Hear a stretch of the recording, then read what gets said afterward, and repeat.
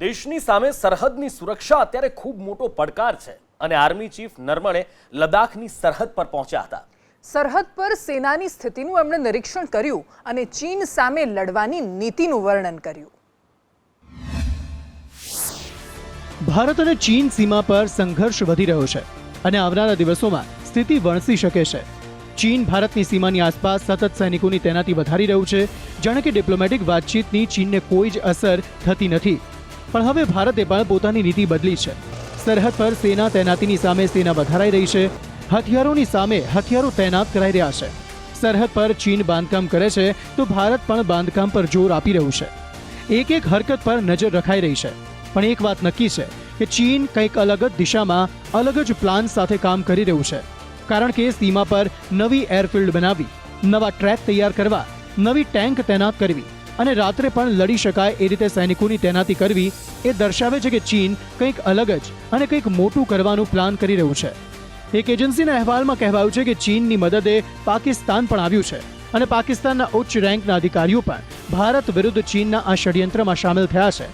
પાકિસ્તાન અને ભારતની સીમા પર વારંવાર સંઘર્ષ થતો રહેતો હોય છે, પણ 1962 પછી 2020માં પહેલીવાર ચીન સામેની સીમા પર આપણે આટલું તણાવભર્યું વાતાવરણ જોઈ રહ્યા છીએ અને હવે ભારતને અનેક બાજુથી ઘેરવામાં ચીન અને પાકિસ્તાન સાથે આવ્યા છે અને ઉપરથી અફઘાનિસ્તાનમાં પણ તાલિબાનનું શાસન આવતા ભારત માટે ખતરો વધી રહ્યો છે। પણ ભારત હવે પોતાના ઇન્ટેલિજન્સની મદદથી સરહદ પરની સ્થિતિથી સંપૂર્ણ વાકેફ છે। થલ સેના પ્રમુખ મનોજ મુકુંદ નરવણેની 2 દિવસની લદ્દાખ સરહદની મુલાકાતમાંથી ભારતની સ્પષ્ટ રણનીતિ પણ ઉભરીને આવી છે। ભારત બને ત્યાં સુધી વાતચીતના માર્ગે જ આ સમસ્યાનું સમાધાન લાવવા ઈચ્છે છે અને આવતા અઠવાડિયે ફરી એકવાર ભારત અને ચીન વચ્ચે દ્વિપક્ષીય આર્મી સ્તરની વાતચીત થઈ શકે છે। The situation now over the last 6 months or so has been quite normal. As you're aware, the talks have been going on for more than a year now. We had the 12th round of talks last month, and we are hopeful to have the 13th round of talks very soon, perhaps as soon as next week, that is the second week of October.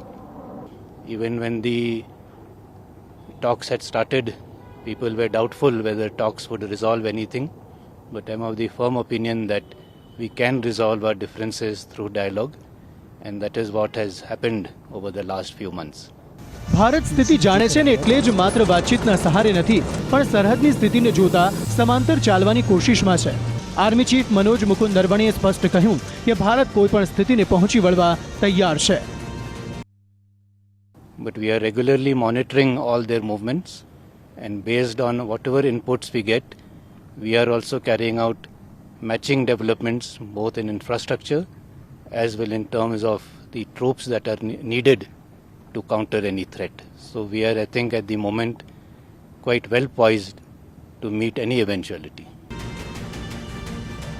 મે 2020 થી લઈને October 2021 સુધીનો આ સમય ભારત અને ચીનના સંબંધો માટે પડકાર લઈને આવ્યો છે।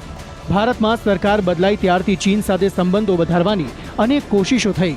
નરેન્દ્ર મોદીના પહેલા કાર્યકાળમાં જ શી જિનપિંગને ભારત આવવાનું આમંત્રણ અપાયું અને અમદાવાદમાં શી જિનપિંગ સાથે મુલાકાત ગોઠવાઈ। સાબરમતીના તટ પર ઝૂલે ઝૂલ્યા જિનપિંગ। પ્રધાનમંત્રી મોદીએ પણ ચીનની મુલાકાત લીધી, પણ ચીન પોતાની પરંપરાગત વિસ્તારવાદી માનસિકતામાંથી બહાર ન આવી શક્યું અને સંપ્રભુતા પર પ્રહાર કોઈ પણ દેશને મંજૂર ન હોય। જે રીતે આર્મી ચીફે કહ્યું કે ભારત સ્પષ્ટ નીતિ સાથે કોઈ પણ પડકારને પાર કરવા તૈયાર છે। બ્યુરો રિપોર્ટ, સંદેશ ન્યૂઝ।